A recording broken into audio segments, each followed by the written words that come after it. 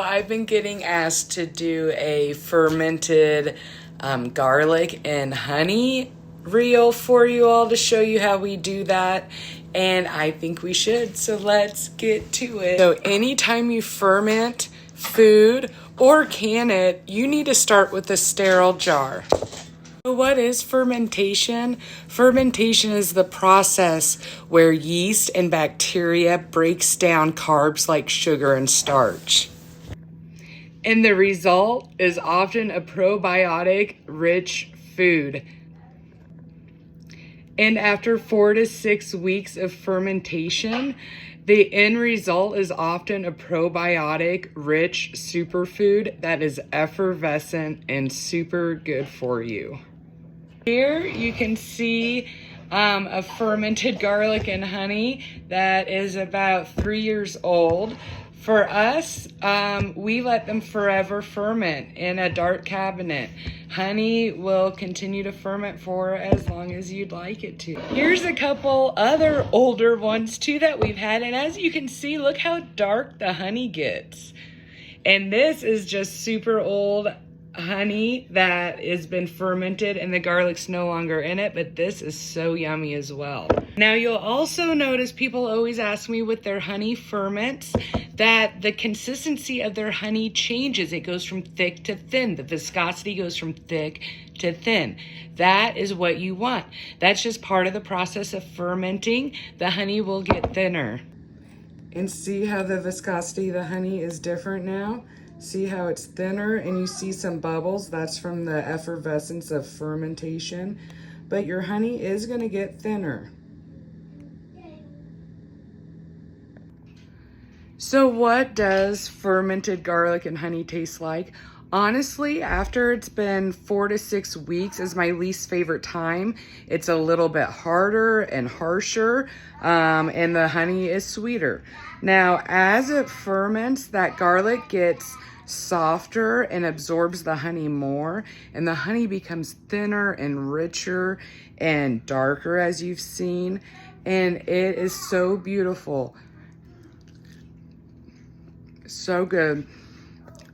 Now, why do we ferment garlic inside honey? Well, garlic is a natural antibiotic and a natural antimicrobial.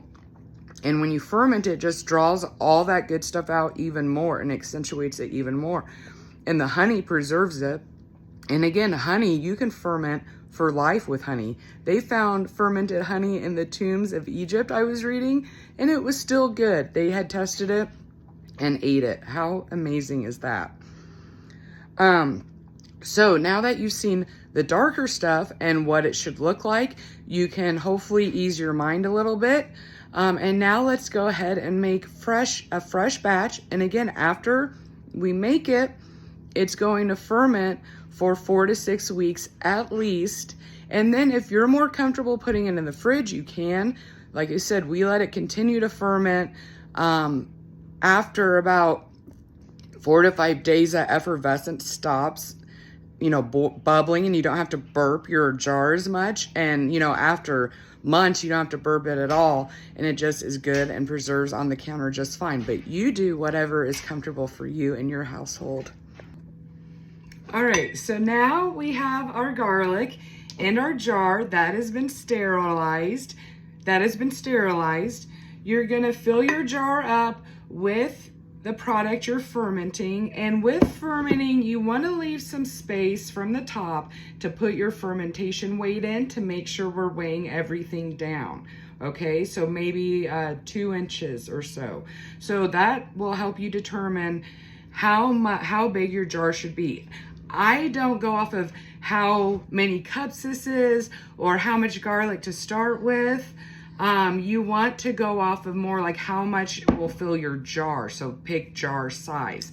This is a loose method of preserving that's been around for thousands of years. So there's no there are out there, but I don't go off of any true recipes. So I go off of what my product is and how big of a jar I need, and then I go from there. And the main thing you need to remember with fermenting is just to make sure that your product is submerged in whatever your brine is or your honey. So that's the key. That's what you want to make sure you're following, okay? I cannot recommend enough to get your honey locally to you, because whatever bees are in your area are gathering from the flowers from your area as well, and therefore will combat your allergies that are in your area even better. So source that, ask around, ask some farmers, and let's go ahead and get this pouring here. This honey comes from my friend's farm right down the street from me. She has since moved, but I'm gonna have to have her mail me some.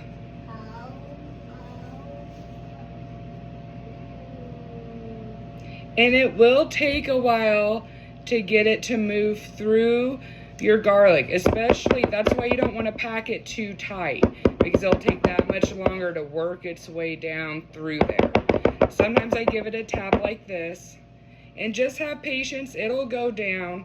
And sometimes you have to just fill it to the top and then come back on it, you know, and fill it up in a minute. You don't have to just stand over here and watch it. This part does take patience. While we're waiting for this to kind of work its way down, let's go over some stuff again. After this is filled up and we have the weight in and the jar sealed, we're gonna put it in a dark space that we won't forget about it, because we need to burp the jar every day, at least for, you know, probably the first week. And burping means to crack the seal or open the lid and then shut it again. That's because fermentation creates gases, and if you don't let those escape, you're gonna get like an oozing mess through your lid, and it's gonna get all over the countertop, and it's not gonna be fun. Like I said, you don't have to burp it the entire 4 to 6 weeks, but the first week you probably will have to. So let's take a look between our brand new one and our one that's been a few years old. Look at the difference here. Same thing. See how loose it is again and how dark it is? Same thing, different times. Cool, huh?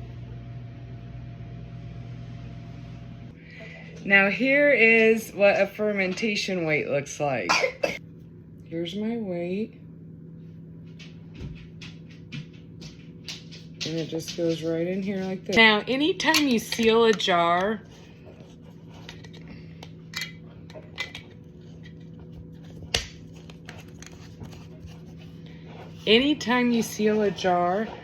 you want to make sure your rim's clean and write the date on it, because you might think you're going to remember, but you won't. I always write today's date and then the due date from 4 to 6 weeks, and I'll check it from that point.